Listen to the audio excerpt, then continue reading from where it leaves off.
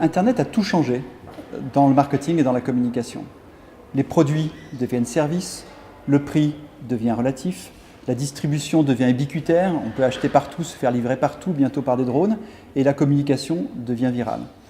Et si je devais résumer ce changement, je dirais qu'on passe de l'ère où l'espace était l'enjeu, ce qu'on appelait la communication 360 degrés, la capacité à envoyer le bon message dans l'espace à tous les points de contact pertinents, en moyenne 40 ou 50 points de contact pertinents par marque, à une communication où le temps est l'enjeu, où le sujet c'est d'envoyer le bon message à la bonne personne, au bon endroit, mais surtout au bon moment. Ce bon moment, c'est à la fois le bon moment physique, est-ce que je vous parle le matin, au petit déjeuner, l'après-midi ou le soir, mais c'est surtout le bon moment psychologique. C'est la capacité qu'Internet nous donne, parce que tout le monde est connecté en permanence à son portable, de pouvoir savoir si, par exemple, je suis une marque automobile, si vous avez votre permis de conduire, si vous venez d'acheter une voiture, ou si vous allez en acheter une, et de vous envoyer un message personnalisé qui soit spécifique à votre propre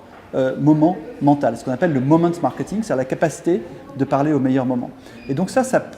passe par des messages qui bien sûr doivent être les bons messages pour les bonnes personnes, mais qui doivent être envoyés, en particulier de manière digitale et sur les réseaux sociaux, d'une manière nouvelle, en profitant de ce meilleur moment. Internet offre deux nouvelles possibilités majeures de communication pour tout produit, tout service, et par exemple pour des programmes de langue en français. Le premier, c'est ce que Google appelle le ZMOT, le moment de vérité zéro, le Zero Moment of Truth, c'est le fait de gagner cette bataille sur Internet, là où se trouvent les gens qui se renseignent pour avoir de l'information,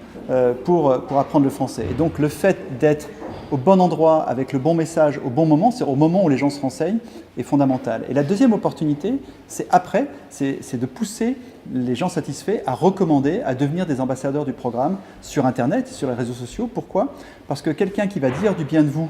sur Internet, premièrement, on va le dire gratuitement, et deuxièmement, va convaincre plus ses amis que n'importe quelle publicité que vous auriez achetée par ailleurs. Et donc, tout ce que vous pouvez faire en tant que programme pour pousser les gens satisfaits à être vos ambassadeurs auprès de leurs pairs, auprès de gens qu'ils connaissent, mais aussi auprès de gens qu'ils ne connaissent pas, en laissant des messages ou en poussant les messages qu'ils ont laissés sur les réseaux sociaux, crée de l'efficacité nouvelle à très très faible coût.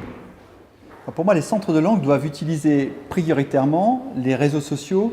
professionnels ou ceux qui sont personnels mais qui ont un usage professionnel. Donc je pense d'abord à LinkedIn, puisque LinkedIn, ça n'est plus que ce que beaucoup de gens croient, c'est simplement un moyen de recruter, mais c'est aussi un moyen de diffuser des contenus avec LinkedIn Pulse. Donc c'est une manière d'avoir un blog en quelque sorte et de pouvoir considérablement cibler ces messages auprès de gens intéressés. C'est bien entendu Facebook, qui est le roi, j'allais dire, des réseaux sociaux et qui permet à la fois par une politique de contenu sur sa page Facebook, par une politique de contenu aussi sur la page Facebook des anciens que vous pouvez entretenir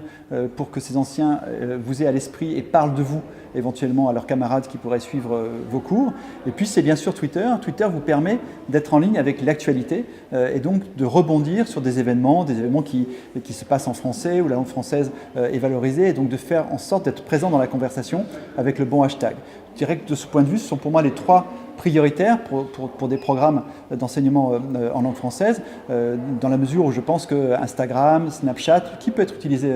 également, sont moins pertinents ou moins faciles à utiliser. Et puis si vous visez évidemment les Chinois, il faut leur parler sur WeChat.